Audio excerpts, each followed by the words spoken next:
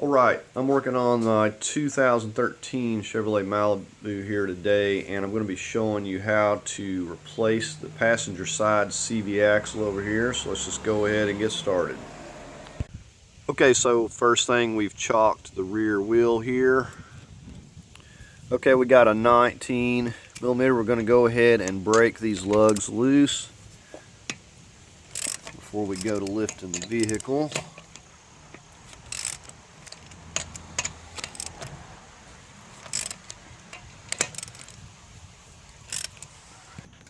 Okay, we got our jack, lifting it right here on this part of the frame, and I went ahead and just placed a jack stand right up here in the front, and we're going to go ahead and finish removing this wheel.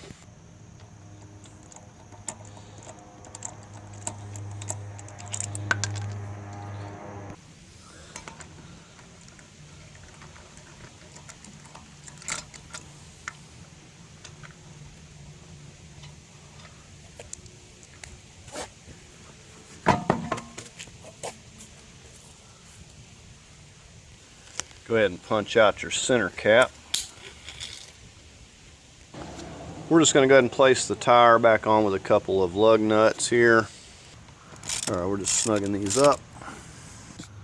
Okay, so we got our jack stand back out here, and we're just going to go ahead and lower the weight back onto the vehicle. Okay, so we've got a 32 millimeter axle socket, and we're using a breaker bar with a cheater pipe for an extension. We're going to go ahead and see if we can break it loose here.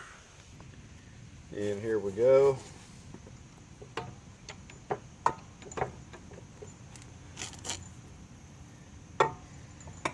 Okay, so we got it loose. Plan on it being pretty tight. We're going to switch over to a ratchet now. So again, this is the size I'm using, 32. And a 6-sided. I'm just going to loosen up a little more to make sure that we're going to be able to get it with the vehicle lifted.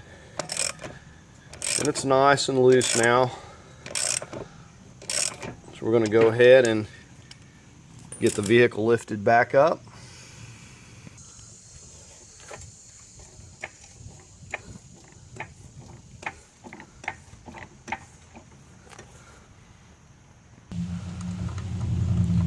And we went ahead and put our jack stand back in place. Okay, and this time we just put the jack stand back here on this control arm.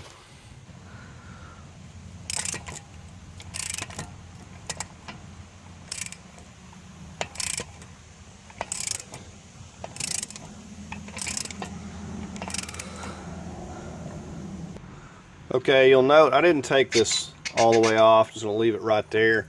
What I'm going to do is take my socket here, place it on here, and I want to hit it and make sure that it is able to move, and it did move back. Now sometimes they will be stuck and you'll have to spray it down with spray lubricant and work with it, but as you can see, this came off no issue. See, we're able to push it back completely. And I want to point out that this is one of the first things you want to check, because you could take everything else loose and just to come to find out that this was stuck in this hub. So you want to check this first and make sure that that is going to move. That's going to be your biggest obstacle. Alright, the next thing we're going to do is pop this little rubber piece up and out of this for this brake line. You may have to work with it a minute. Okay, and a pry bar works wonders if it wants to be real stubborn. Okay, now we're going to focus on these 14 millimeters here that are holding the caliper on.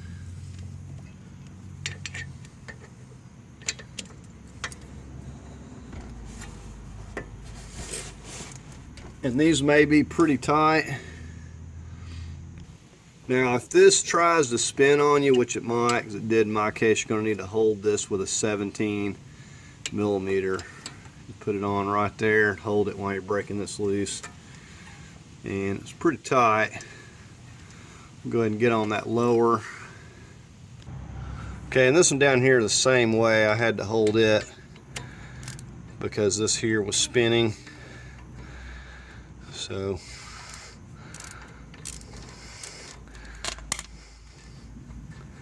we got these loose. Go ahead and take them both out.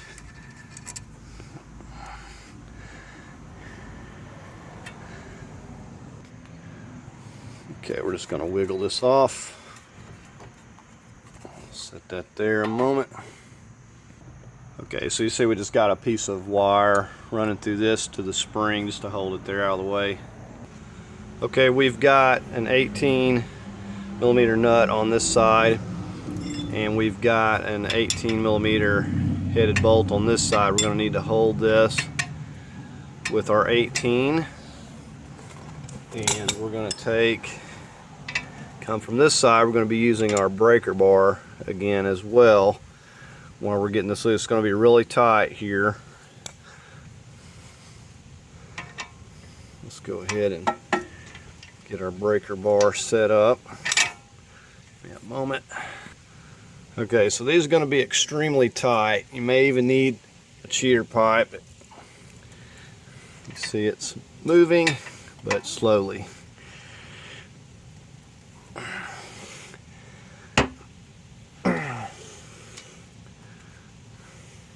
Alright, I'm going to switch over to my ratchet at this point.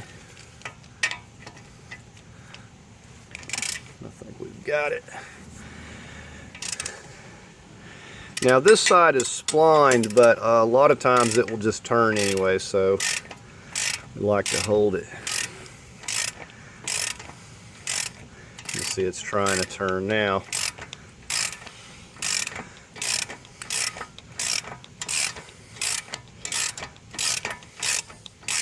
Alright, so we're just going to go ahead and remove that bottom one.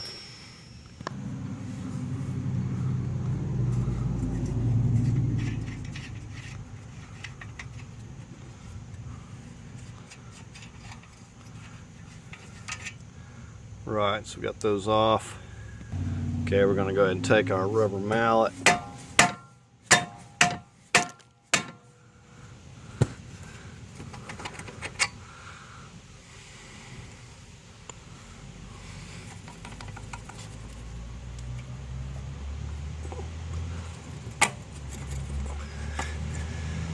And this will drop down a bit. So we're going to have a hand on it. Okay, so we're just going to kind of push that back and out of there. Okay, so we're going to push that through.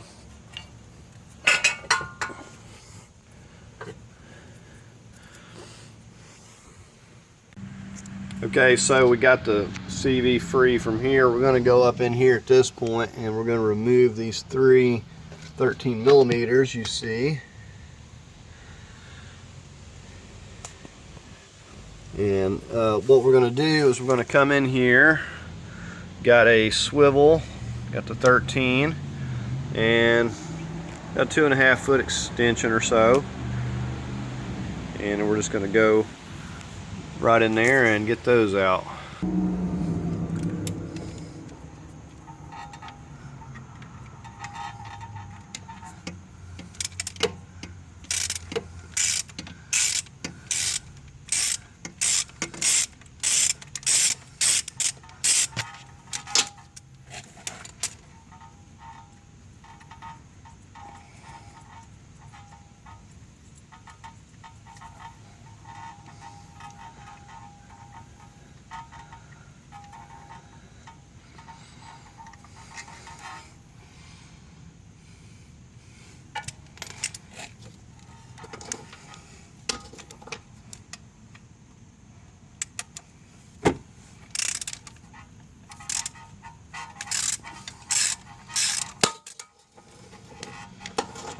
Alright, we'll just go ahead and finish getting these other two. Okay, we're just getting the final one here. Okay, the next thing we've done is positioned a pan down here directly beneath where the CV axle goes into the transmission. Okay, and with those 3 bolts out, we're just going to go ahead and pull this whole entire shaft out. Now you will have some fluid come out because the plug is a little bit, it's about right in line with that CV axle. Okay, so there's where we've pulled that out of, as you can see. And you can see it dripping down there a little bit into our pan. Okay, now here's a look at this whole entire CV axle out here. Okay, now when you got it out here, you can actually get this separated out. When you get your new CV axle, you're going to be popping it on to this joint shaft. Now what you want to do, I've got my shot fill rubber mallet. You want to kind of put your foot here and hold it while you hit this part right here, and it kind of keep you from, you don't want to tear up your socket in here. So you'll start hitting it here.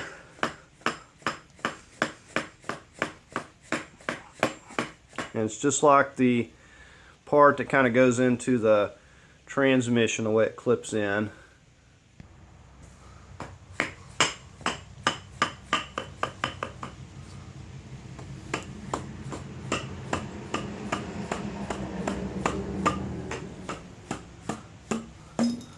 Okay, and there you see the clip right here. This is what holds that. Let me kind of get you in there a little bit better. You can see that clip. It runs around it, but it's actually, it comes apart pretty easy. Now, granted, you could separate this in the vehicle. You can do it whichever way you want, but this seems to be the easier way of doing it. When you get your replacement, it's a good idea to put a light dab of grease on the spline right here. And then simply just the way that we took it apart, we're going to tap in using our rubber mallet. And you'll kind of need to hold this here again.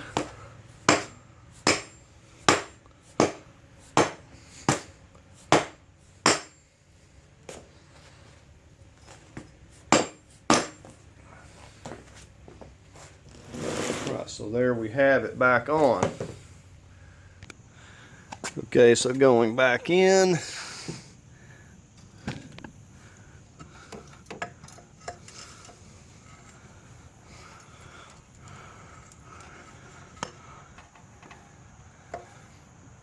And we're going to need to get underneath and get it lined up with the transmission here. Okay, so we got it lined up in there, and as well as the outside, and then we'll just start sliding it completely into place. And then we're going to make sure that we get this seated, and then we'll just go ahead, we'll get our bolts going back. As you can see, we've got that in there. Still got a little bit of drippage, and plan on, replacing probably half a quart of that Dexron 6. Okay, we're just going to get these 13 started. Now, it's not a bad idea to put a little medium Loctite on these.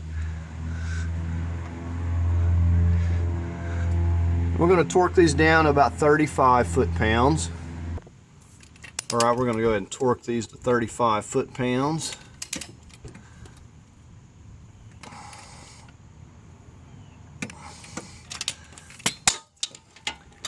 Let's go ahead and get these other two.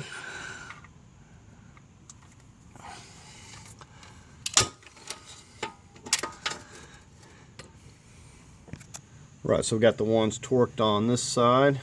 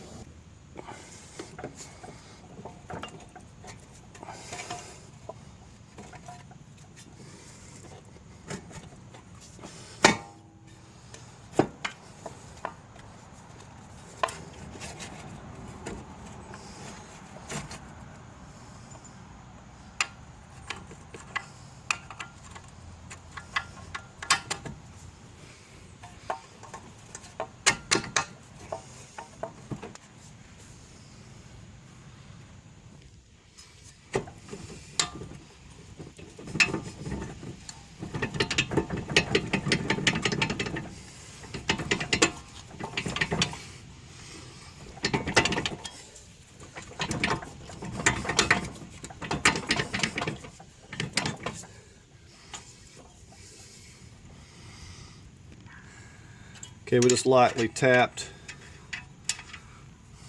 those on through. Go ahead and snug these 18s up. And remember, we have to hold this side over here or it's going to try to spin on us.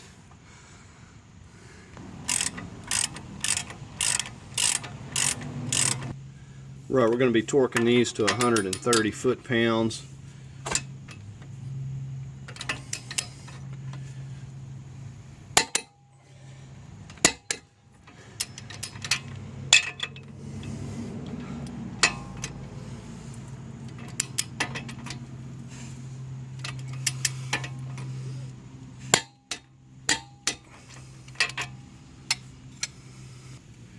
Go ahead and inspect these. Okay, and we still got slide grease. Just pop it back on. Right, go ahead and slide this back on. We'll line up our bolts and our slide pins. And you may want to put some medium Loctite on these. Make sure to get it started by hand. Should be able to thread it all the way down.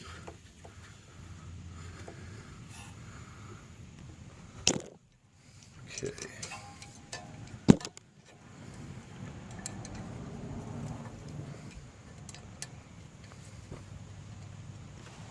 Okay, so we're going to hold this with our 17.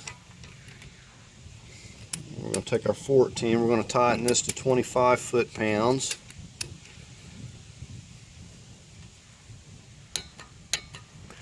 And we'll get on the upper one.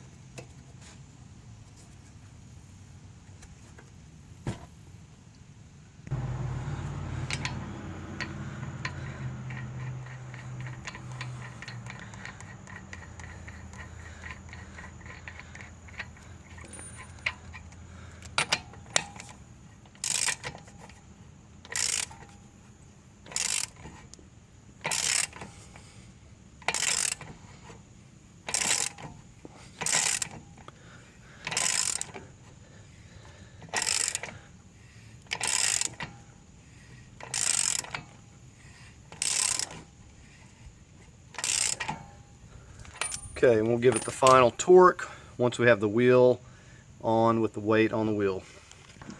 Okay, so we've got the wheel back on. We'll go ahead and get our lugs snugged back down.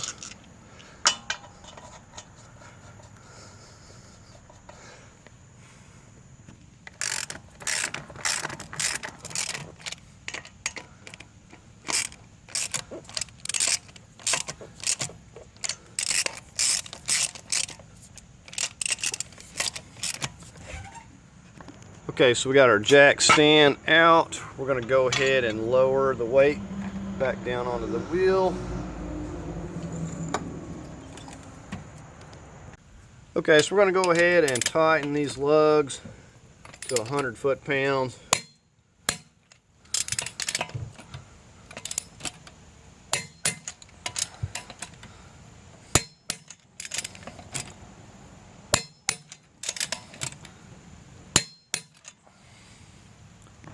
Okay, our axle nut is calling for 180, so if you don't have a big enough torque wrench, you want to get it as tight as you can with your torque wrench, what torque wrench you have, and then get your breaker bar and give it just a little bit more of a turn. Just make sure it's really good and tight. Okay, and lastly we'll go ahead and just pop our center cap back in. Okay, so to refill your transmission fluid, you'll come right down here and unscrew this cap right here, and get you a long funnel and just put back whatever that you drained out. So dexron 6, and you'll just put it right in there. So just put back exactly what comes out. Now if you want to check your fluid, you've got a plug over there on the driver's side of the transmission. You have to remove the wheel with the vehicle level, and you have to have it warmed up and running to be able to check that. So if you had fluid coming out the CV axle, then chances are your fluid was at the proper level. Alright, so that's going to do it on this video, replacing the passenger side CV axle. I hope you found the video helpful. If you did, don't forget to leave a thumbs up. As always, I invite you to subscribe, and thank you for watching.